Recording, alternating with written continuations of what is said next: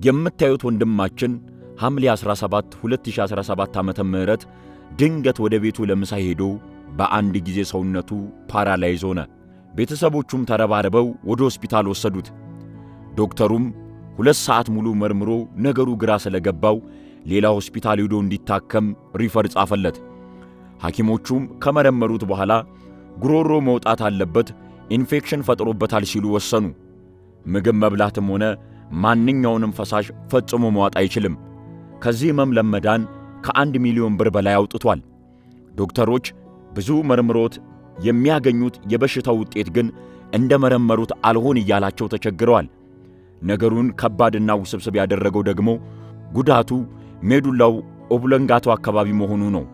በመጨረሻም ተስፋ ቆርጠው አማራጭ ሲያጡ ወደ ቤተ ክርስቲያናችን በዊልቸር ላይ እንደተቀመጠ ይዘውት መጡ። መናገር አይችልም። ምግብ በቱቦ ካልሆነ ወደ ውስጥ አይገባም። ለሞት የተቀጠረለት ሰው ምን እንደሆነለት ከራሱ አንደበት እንስማ።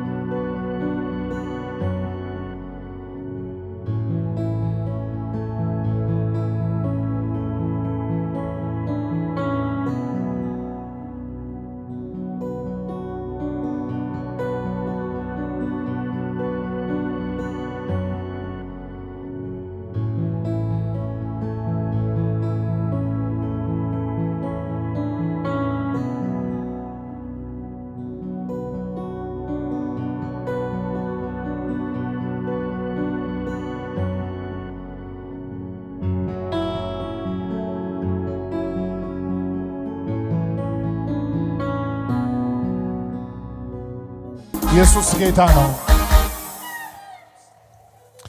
ሞት አንተ ላይ ተነስቷል። አልሞትም በሕይወት እኖራለሁ። አልሞትም በሕይወት እኖራለሁ። ይሄ ዊልቸር ያንተ አይደለም። ያስገፋው ምክንያት ለምንድን ነው? ያንተ እንዳልሆነ እንድታምን ነው። ትገፋለህ እንጂ አንተ አትገፋም በዊልቸር። አሜን። ከዚህ ቀን ጀምሮ ሕይወት ታድሷል። አሜን። እየበረታ ትመጣለህ። አሜን። አሜን። ወንበር አምጡለት። ሂድ፣ ራስ እየገፋ ሂድ። ጉባኤ ውስጥ ለጌታ በደንብ እልልታ ጭብጨባ ክብር ያምጣለት።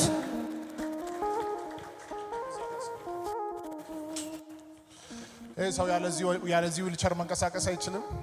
ራሱን ችሎ መንቀሳቀስ አይችልም። እኛ ካልያዝን ነው። እናንተ ካልያዛችሁ ራሱን ችሎ አያራመድ። ዛሬ መራመድ ጀምሯል። ሞት ከሱ ላይ ተነስቷል። አሜን። ለጌታ ለኢየሱስ ክብር።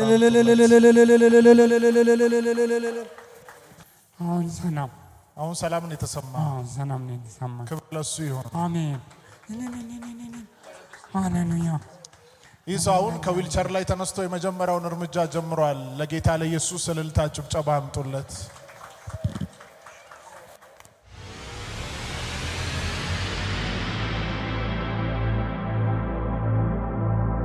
ስሜ ኩምሳ ሶሬሳ እባላለሁ። የመጣሁት ከአስኮ ነው። ሐምሌ 17 2017 ላይ ስራው ውዬ እንደ አጋጣሚ ምሳ ለመብላት ወደ ቤት ስገባ አንገቴ አካባቢ ያዘኝ። ሳልቆይ ወደ ክሊኒክ ወሰዱኝ። 2 ሰዓት በኋላ ደም ሁሉ ነገር ካየ በኋላ እኔ አልችልም፣ ወደ ግሩም ሆስፒታል ሂዱ እና እዛ አሳዩአቸዋሉ። ከዛ ግሩም ሆስፒታል ሄድኩኝ። ግሩም ሆስፒታል ከሄድኩ በኋላ ማውራት አልችልም፣ መንቀሳቀስ አልችልም። 4 ቀን ከቆየው በኋላ ኤንጂቱ ባረጉልኝ። ምራቄን እንኳን ችያሉትም ነበር። ከዛ በኋላ መጨረሻ ላይ እነሱም በቀን ሶፍት 10 ነበር የምጨርሰው። 10 ሶፍት አይበቃኝም ምራቄን መዋጥ ስለማልችል፣ ከዛ መስታጠቢያ በሱ ነበር መጨረሻ ላይ የምጠቀመው። ከዛ መጨረሻ ላይ ግሩም ሆስፒታልም ከ5ኛው ቀን ላይ ወደ አግዘን ስትሮክ ሴንተር ካልሄድክ በሽታን ማወቅ አንችልም ብለው ከዛ ሪፈር ዴስ የሚባል መሳሪያ አገር ውስጥ እነሱ ብቻ ያላቸው እነሱ ጋር ሄድና ታያሉ። እዛ ሲሄድ ከዛ ምርመራ ሁሉ አደረጉልኝ። ከዛ ስትሮክ እንዳለብኝና ቱቦ ቁስለት እንዳለው ያሳያል አሉኝ። ከዛ ዛተኛው 1 ወር ሙሉ ታከምኩኝ። ከዛ በየቀኑ 8 ቢያንስ መርፌ ይሰጠኝ ነበር። ሰመመን እንቅልፍ ነው የምተኛው እንጂ የተረጋጋ እንቅልፍ እንኳን ተኝቼ አላቅም ነበር። ከዛ ከ1 ወር በኋላ አሁን ወደ ቤት ሄድና ሆም ኬር ወይም ደግሞ ዶክተሮችን ቤት ከትረ ካልታየ ካልታከምክ እዚህኛ ጋር በሽታው ይባባስብሃል አሉኝ። ከዛ ወደ ቤት ከገባው 4 ዶክተሮች ነበሩ ድምፄ ላይ የሚሰሩ ኤክሰርሳይዝ የሚያደርጉና 2 ነርሶች፣ ከዛ 1 ዶክተር ደግሞ የሚያይ ነበር። ለ1 ወር እንዲስከታተል ነበር። ጎሮሮ አሁንም መከፈት አልቻለም፣ መዋጥ አልችልም። ዩቱብ ነው የምጠቀመው። ከዛ መጨረሻ ላይ ይሄ ጎሮሮ ካልወጣ ኢንፌክሽን ሊፈጥርብሃል፣ ቱቦ መውጣት አለብህና አሉኝ። ኢትዮ ጠቢብ ሆስፒታል ሄደና እዛ አስወጣ ሲሉኝ፣ ከዛ እንዳጋጣሚ ማክሰኞ ናሴ 20 እዚህ መጣውና ነብይ ጸለዩልኝ። ይሄ ዊልቸር ያንተ አይደለም ተነስና ተመላለስ አሉኝ። ከዛ ከዚህ እንደወጣሁኝ ቀጥታ ኢትዮ ጠቢብ ሆስፒታል ሄድኩኝና ከዛ ቼክ ሲያደርግ ይሄ ጎሮሮ አንደኛው በኩል ተዘግቷል፣ ምንም ማድረግ አንችልም፣ ኦፕሬሽን በሆድ ላይ ይደረግና ዩቱብ እዛ እናስገባላለን፣ ካልሆነ ኢንፌክሽን ይፈጥርባል ጎሮሮ አለኝ። ከዛ ቤት ገባውና አለቀስኩኝ። አቤት ቸርች የተነገረኝ ሌላ፣ አቤት ሆስፒታል ደግሞ ሌላ ነው ብዬ ተስፋ በመቁረጥ አቤት ገባው። ከዛ ሮብ ዕለት በንጋታው ምራቄን መዋጥ ጀመርኩኝ። እግዚአብሔር ይመስገን።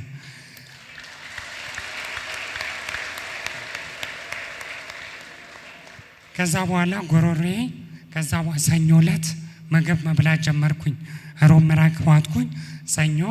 ከዛ ሆስፒታል ሄድኩኝና ቼክ ተደረጉኝ። ዴስ የሚባል መስራ በዚህ ነው የሚደረገው እጄ ላይ ያደረጉልኝ። ቢያንስ 45 ደቂቃ በማደንዘዣ ራሴን አላቅም። ያው ፈረመኝ የገባውበት ሌላ ችግርም ሊያጋጥም ይችላል ስላሉ ደንግጬ ነበር፣ ግን አማራጭ አልነበረኝም። ከዛ ቼክ አረኩኝ መስከረም ውስጥ ቁስለቱም እንደዳነ እግዚአብሔር የተናገረኝ ሁሉ እኔ ዊልቸሩ የኔ እንዳልሆነ እግዚአብሔር ቃል ገባልኝ፣ ተፈጸመልኝ። እግዚአብሔርን አመስግኑኝ።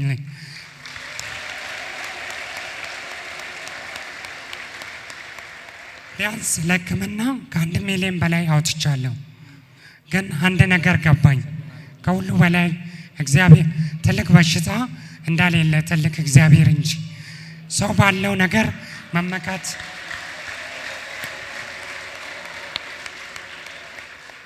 ሰው ባለው እውቀት፣ ዘመድ፣ ሀብት ሁሉ መመካት የለበትም። የሚመካ ሁሉ በእግዚአብሔር ይመካ። እግዚአብሔርን አመስግኑልኝ። ስለተደረገልኝ ሁሉ እግዚአብሔርን አመሰግነዋለሁ። አሁን ድኛለሁ፣ ደህና ነኝ። የታመምኩት 3 ወር አሁን ሐምሌ 17 ነው ሆስፒታል የገባሁት። ከዛ በኋላ 3 ወር ሙሉ ሲያመኝ ነው 2 ወር ከምናምን። ከዛ እዚህ እግዚአብሔር ተነገርኩ ስለት አለው። ቦታው ትንሽ አስቸጋሪ እንደሆነ ነው የነገሩኝ።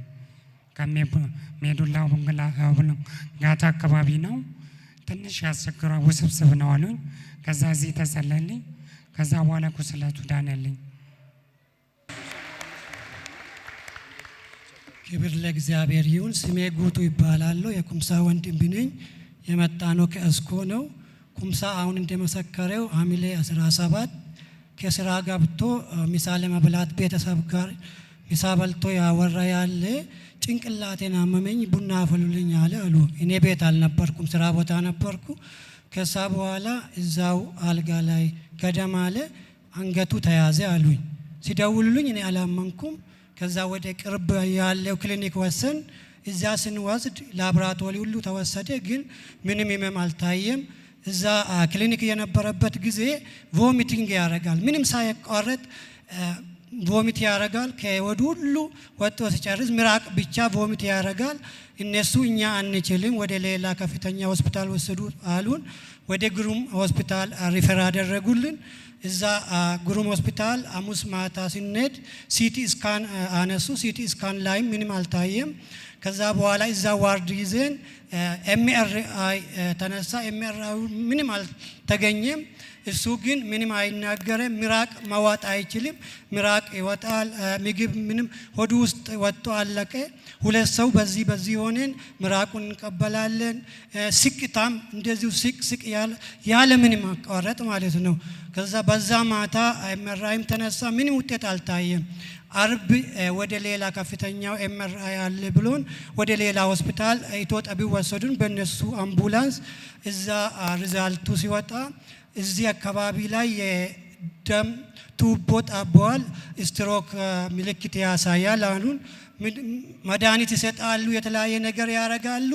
ስቲል ምራቁን መዋጥ አይችልም፣ መቀመጥ አይችልም፣ መናገር አይችልም፣ ምግብ መውሰድ አይችልም። ስለዚህ እዛ ኤኒቱብ የሚባል በአፍንጫው በኩል ምግብና መድኃኒት እንዲወስድ ገባለት። ከዛ በኋላ አሁንም ሌላ ኤምአርአይ ያስፈልጋል ብሎን ቅዳሜው ወደ ሌላ ዲያግኖስቲክ ሴንተር ወሰዱን። እዛም ሪዛልቱ ስትሮክ እንደሆነ ተነገረን። ለስትሮክም ለተለያየ ለስቅታም ለምራቅም መድኃኒት ይሰጣሉ፣ ግን መድኃኒቱ ሳይኑን ምንም ማኔጅ አልቻለም። እሱ ስቅታውም አይቆምም፣ ምራቁም አይቆምም፣ ሶፍት አይበቃንም። ከዛ ሳይን ገዝተን በሳይን ነው የምንቀበለው። ሁለት ሰው ሆነን ነርሶች አሉ፣ ግሉኮስ አለ። ከዛ በኋላ ሰኞ ጠዋት ዶክተሮች ራውንዲንግ ተሰብስበው ነበረ። ስትሮክ ስለሆነ እዚሁ እናክማለን ችግር የለም ምናምን አሉ። እሱ ግን በጣም አመመ። እዛ በጣም ሲያም እዚህ አንችልም፣ ወደ ሌላ ስትሮክ ሴንተር ስላለ ብር ካላችሁ እዛ ሪፈር እናደርጋለን አሉን። ከዛ ደግሞ ማክሰኞ ፕሮግራም እዚህ እንዳለ እኛ እናውቃለን። ወደዚህ ለመምጣት አስበን አምቡላንስ ይዘን ግን እዚህ መምጣት አልቻልንም። እሱ ራሱን ኮንትሮል ማድረግ አልችልም፣ ልቡም በጣም የመታ ስለሆነ ግዴታ ወደ አግዘን ስትሮክ ሴንተር ሲኤምሲ አካባቢ ያለው እዛ ወሰን። እዛ ስንወስድ እዛ ኤምአርአይ ተነስቶ ሌላ እዛ ብቻ ያለው ዲያግኖስቲክ ዲኤስኤ ይባላል። በዚህ ገብቶ ደም ስሩ ውስጥ እስከዚህ ይመጣል። በሱ አይተን ከዛ በኋላ እናክማለን አሉ። እኛም ይሻል። እሱ ወደ 1 ሰዓት አካባቢ እዛ ውስጥ ቆየ። እሱም በጣም ከባድ ነበረ፣ ግን ጌታ ረስቶን ከዛ ምርመራም ወጣ። እንደተባለው ስትሮክ ነው፣ እዚህ ተኝቶ ይታከም ተባለ። 1 ወር ሙሉ እዛ አክዘን ሴንተር ተኛ። በዛም ጊዜ ምግብ መውሰድ አይችልም፣ ውሃ መጠጣት አይችልም፣ እንኳን ምራቁን ማዋጥ አይችልም። ምራቅ እኛ ነው የምንቀበለው። ነርሶች ሁሌ እዛ አሉ። እኛ ሁለት ሰው ሆነን በዚህና በዚህ መተኛት የለም። ቀኑ ሁሉ ጨለማ ነበር። ዛሬ እንደቆመን መሰከርን አይደለም። ማታው አይነጋም። እሱ ትንሽ መንቀሳቀስ አይችልም፣ ምንም መብላት አይችልም። ሽንትም እዛ ነው የምንረዳው። ከዛ በኋላ 3 ሳምንት ከቆየን በኋላ እዛ ያለውን ትንሽ ማኔጅ ስላደረጉ መርፌውም ግሉኮስም ካሁን በኋላ አያስፈልግም፣ ኤኒቲዩብ ይጠቀማል። ቤታችሁ ውስጥ የጤና ባለሙያዎችን እንደዚሁም አልጋ፣ ኦክሲጂን፣ እንደዚሁም ደግሞ ሳይን ቼክ የሚያደርጉት መሳሪያ ሁሉ ተከራያችሁ ቤታችሁ ብትጠቀሙ ይሻላል። እዚህ ከቆየው ሌላም ኢንፌክሽን ስላለ ሆስፒታል ጥሩ አይደለም ስላሉን እንደዚሁ 3 ነርሶች፣ ዶክተሮች፣ ስፔሻል ዶክተር፣ ፊዚዮቴራፒ እንዲሁም ስፒች ቴራፒ፣ ኦክሲጂን፣ ዲጂታል ቼክ የሚያደርጉት ሁሉም ተከራይተን ቤታችን ትንሽ ክሊኒክ ሆነ ለ1 ወር ሙሉ ደግሞ እንደዚህ ነው ተጠቀም። ቤት ገብቶም አይተኛም፣ ምንም አይበላም፣ ምራቁ እንደዚሁ አይውጥም። ከዛ በኋላ ስፒች ቴራፒ ይሄ ነገር በጣም ከባድ ነው። ስለዚህ ቼክ መደረግ አለበት። እዚህ ጎሮሮው ለምንድን ነው እኔ ያህል የተቸገረው? ቼክ አርጉ፣ ወደ ሌላ ቦታ ወስዳችሁ አለችን። ከዛ በኋላ ወደ ኢትዮ ጠቢብ ሪፈር አረገችን። ኢትዮ ጠቢብ ማክሰኞ ነሐሴ 20 ነበረ። በጠዋት እዛ ስንሄድ የጎሮሮ ስፔሻሊስቱ አይቶ በመሳሪያው ቮካል ኮርድ የሚባል በራይት በኩል ያለው ፓራላይዝድ ሆኗል። ለዛ ምክንያት ነው ጎሮሮ ሚራቁንም ውሃውን ምንም ነገር ማዋጥ የማይችለው። ስለዚህ በዚህ እንዳለ ውሃም ከሆነ ሌላ ነገር ከመኮራችሁ ከባድ ነው። ወደ ሳምባው ገብቶ ሌላ አደጋ ያመጣል። ስለዚህ ኤኒቱቡ ደግሞ በአፍንጫ የገባ እኔ ያልከቆየው ሌላ ችግር ስለሚያመጣ በዚህ በኩል በሆድ በኩል መግባት አለበት። ትንሽ ሰርጀሪ ተደርጎ ይሄ ወጥቶ በዚህ መግባት አለበት። ይሄ ደግሞ ይቆያል አለን። ከዛ ወደ ጂአይ ስፔሻሊስት ሪፈር አደረግን፣ እዛ ሆኖ ማለት ነው። ማክሰኞ ስለሆነ እኛ ደግሞ በመሃል 10 ሰዓት ላይ ስለቀጠሩን እዚህ መጣን። እዚህ ስንመጣ አሁን ስክሪን ላይ እንዳያችሁት በራሱ መቀመጥ ስለማይችል በመኪና ይዘ መጥተን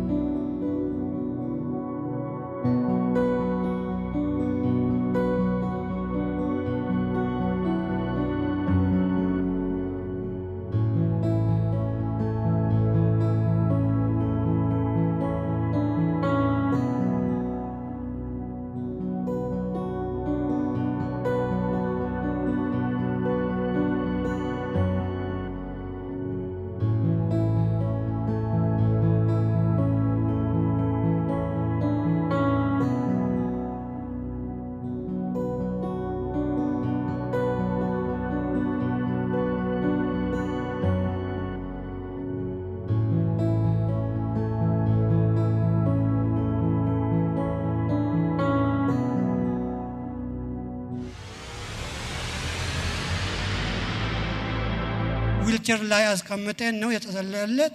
ከዛ እዚህ ተሰለውለት አሁን እንዳያችሁት ማለት ነው ወደ ሆስፒታሉ ተመለስ። ወደ ሆስፒታሉ ስንመለስ ጂአይ ስፔሻሊስቱ ይሄ በአፍንጫ የሚገባው ኤኒቱብ በጣም ስለቆየው ችግር ያመጣል፣ ስለዚህ ሰርጀሪ ይደረጋል፣ ዲስኬስ አርጉና ንገረኝ ቀላል ነው አለ። እኛ ይሄ ራሱ በጣም ከብዶናል።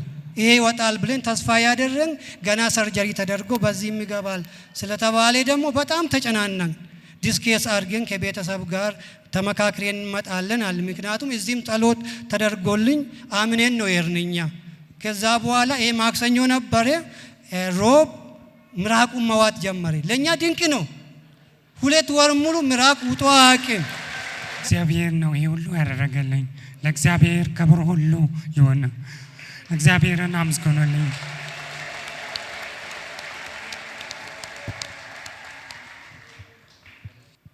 የተሰለልኝ እንደ አጋጣሚዎች ነበረኛ የነበረው ነቢይ አየኝና ዊልቸር ላይ ሰለልኝ። ይሄ ያንተ አይደለም ለምስክርነት ትመጣለህ አለኝ። ከዛ በኋላ ገባው ተፈወስኩኝ። በቃ እግዚአብሔር ይመስገን። ለጌታ ለኢየሱስ እስቲ ቆመን ሞቱን ወደ ህይወት ለቀየረለት ጌታ በእልልታችን በጭብጨባችን እናመስግን ኢየሱስን።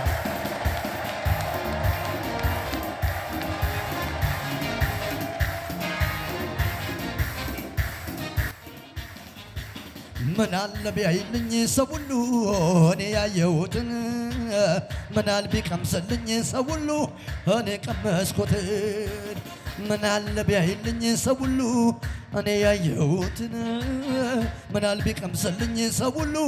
እልልታ ጭብጨባ ለጌታ። ልዩ ነው ሰላሜ ሰላሜ፣ ልዩ ነው ረፍቴ፣ ኢየሱስ ሲገባ ከቤቴ አማረ ሕይወቴ። ልዩ ነው ሰላሜ ሰላሜ፣ ልዩ ነው ረፍቴ፣ ኢየሱስ ሲገባ ከቤቴ አማረ ሕይወቴ። ሃሌሉያ እስቲ ለእግዚአብሔር ልጅ ከዚህ በላይ እልልታ ጭብጨባ ይሁንለት። ዛሬም በምንም ጭንቀት ውስጥ የመጣችሁ የናዝሬቱ ኢየሱስ ይዳሳችኋል።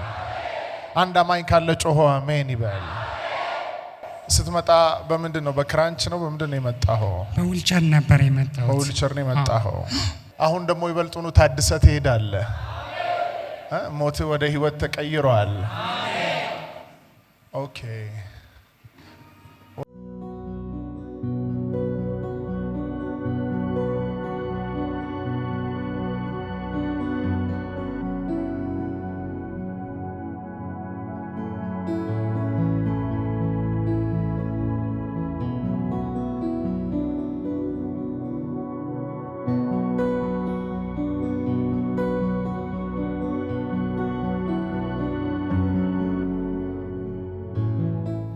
መች ነው ይሄ? ናሴ 20 ናሴ 20 ኦኬ። እዚህ ወዲያው እንደተጸለየለ ምራቅን መዋጥ ቻልክ? አዎ ገባውና ሮብ ዕለት ምራቄን መዋጥ ጀመርኩኝ። ሰኞ ምግብ በላው። ዋው! እስቲ ለኢየሱስ ክብር አምጡለት።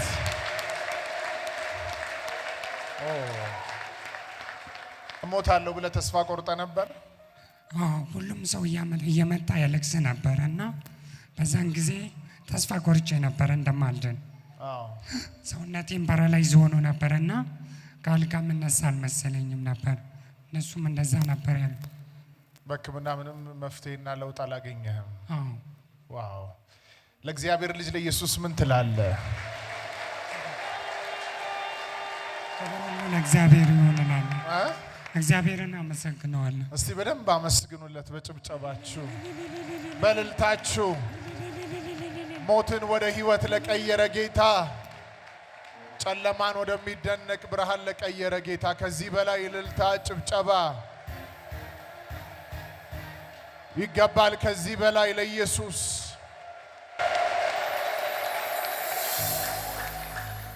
እንግዲህ ፊቱን አይታችኋል እዛ ጋር በጣም አሁን ለምሳሌ እሱ እኔ ነኝ እያለ ስላለ እናምነዋለን እንጂ የቀድሞ ፎቶና ያሁኑ ቢታይ ሰው ሊያውቀው አይችልም። አያችሁ፣ በሽታ ሰውን ሲይዝ የሰውን ህይወት ማጨለም፣ በቃ የሰውን ህይወት እጅግ ማደክረት ነው ትልቁ ዓላማው። ዛሬ አንድ ነገር እናደርጋለን። ይህ የፈውስ ጉባኤ ነው። የበሽታ ኃይል ሁሉ በጌታ በኢየሱስ ስም ይሰበራል። አንዳንዶቻችሁ በዘመናችሁ ሁሉ የትኛውን በሽታ ከቀኝ ከግራ ከፊት ከኋላ ከየትኛውም አቅጣጫ ወደ እናንተ መጥቶ ላይሰራ ይሰበራል፣ ይሰበራል። መጽሐፍ ሲናገር እንደዚህ ይላል፣ አንተም ታመልከኛለህ፣ እህልና ውሃን ባርካለሁ፣ በሽታን ከመካከል አርቃለሁ። ይህ አይነት ህይወት አለ፣ በሽታ ከመካከላችሁ የሚርቅበት ህይወት። ዛሬ ከአንድ ሰው ቤት፣ ከአንድ ሰው ዘመን፣ ከአንድ ሰው መንገድ ላይ በሽታ ይርቃል። በኢየሱስ ይርቃል፣ ይርቃል፣ ይርቃል፣ ይርቃል በኢየሱስ። አንተ ምኑ ነህ? ለሱ ደሙ ነህ። ደስ ብሎሃል? በጣም ሰፈር ሁሉ የሚያውቁት ሁሉ ምንድነው እያሉ ያሉት? እውነት ለመናገር የመጀመሪያ 2 ወር ሁሉም ሰው ሲመጣ ያለቅስና ይሄዳል። ሰው ባይመጣ ሁሉ ደስ ይለናል። እኛ ማለት ማንም ሰው ይተርፋል ብሎ ያሰበ የለም።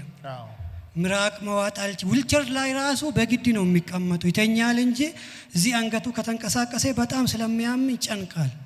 አሁን ሁሉም ሰው ድንቅ ያረን እግዚአብሔር ትልቅ ነገር አደረገልን፣ እኛም ደስ አለን። እግዚአብሔር ትልቅ ነገር ነው ያደረገልን። እኛ እንደዚህ ይሆናል ብለን መቼ ተስፋ እግዚአብሔር ግን የሞተውን አነሳ። አልዓዛርን ሞቶ ያነሳ እሱንም እንደዛው ነው ያነሳ። እግዚአብሔር ትልቅ ነገር ነው ያደረገልን። ጌታ ይባረክ። አሜን። ማይኩን አድርግ። አሁን ስለ ጌታ እየመሰከርክ ነው። ያደረገልን ጌታ ማን የፈወሰ ምንድን የሆነልህ ስትባል ስለ ኢየሱስ እየተናገርክ ነው። አዎ ሰው ራሱ እኔ ሳልናገር ገና አልዓዛር እያሉ መጥራት ጀምሮ ሞተ ነበር አንተ እኮ ይልኛል።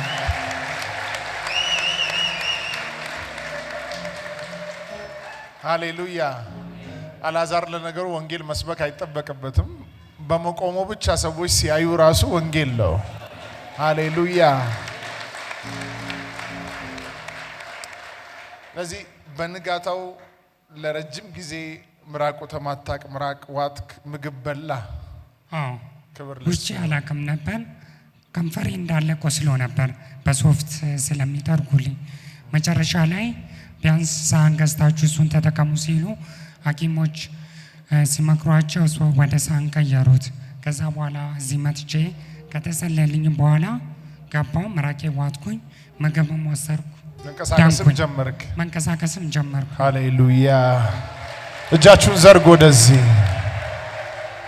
ፈራሆስ ሰታላ ፓራዶስኪ ያለው ቦሮሆስ ሰታያስ ጌታ ሆይ ለስም ክብር ለመስጠት ይሰው ወደዚህ ስፍራ መጥቷል ቀድሞ ሲመጣ በሞት ውስጥ ሰውነቱ ሁሉ መንቀሳቀስ አቅቶት ምግብ እንኳን ወደ ውስጡ ማስገባት አይችልም ነበር ምረት ግን ረዳው አሜን ምረት ግን አገዘው አሜን ምረት ከዛ ሞት አስመለጠው አሜን እውቅና ለመስጠት በዚህ ስፍራ ላይ እንደመጣ ያዩት ሁሉ አላዛር ብለው እየጠሩት እንዳሉ ከዚህ ሰዓትና ደቂቃ ጀምሮ ስራው ህይወቱ ዘመኑ ጤንነቱ በመንፈስ ቅዱስ ኃይል ከትላንትና በላይ የታደሰ ይሁን አሜን በጌታ በኢየሱስ ክርስቶስ ስም የታደሰ ይሁን አሜን የተደረገለትን ለመናገር ወደዚህ ስፍራ እንደመጣ በብዙ ታላላቅ ምስክርነትና ድንቅ እንዲመጣ ኃይል ወደ ውስጡ ይግባ አሜን በጌታ በኢየሱስ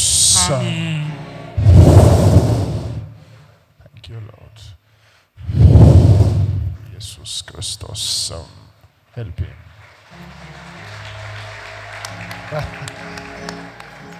ወደሃለሁ እንኳን ደስ አለ እንኳን አብሮ ደስ አለ አመሰግናለሁ ጌታ ክብሩን ይውሰድ እግዚአብሔር ይባርክ አሜን ተባረክ ስራ ትጀምራለህ እግዚአብሔር በርን ከፍቷል ታድሶ ሆኖልሃል